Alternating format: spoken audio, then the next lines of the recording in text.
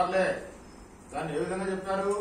ఏకభుక్తే మహాయోగి, విభుక్తే మహాభోగి, విభుక్తే మహారోగి, చతుర్భుక్తే సదారోగి అంటారు.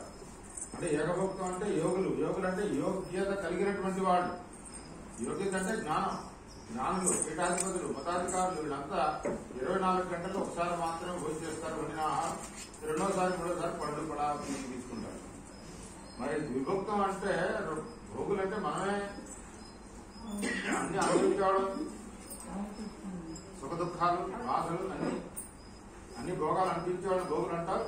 మరి ఈ భోగులు రోజుకి 2 సార్లు, అంటే ఉదయం ఒకసారి, సాయంత్రం ఒకసారి.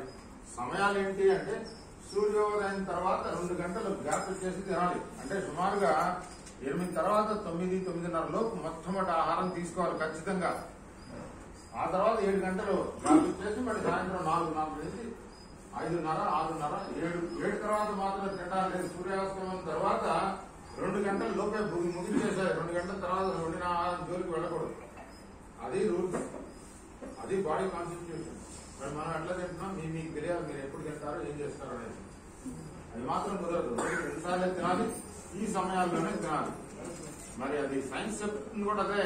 మీ మోడర్న్ సైన్స్ ఒకసారి ఆహారం తీసుకుంటే అది సంపూర్ణంగా జీర్ణం కావడానికి అన్నాశయం సమయం 4 hours, పూర్తిగా 4 గంటలు పడుతుంది భోజనం జీర్ణం కావడానికి అన్నాశయంలో. దీనికోసం ఎంత ఎంబీబీఎస్ చదవకల్లా 5వ తరగతి పుస్తకం తీసుకున్నా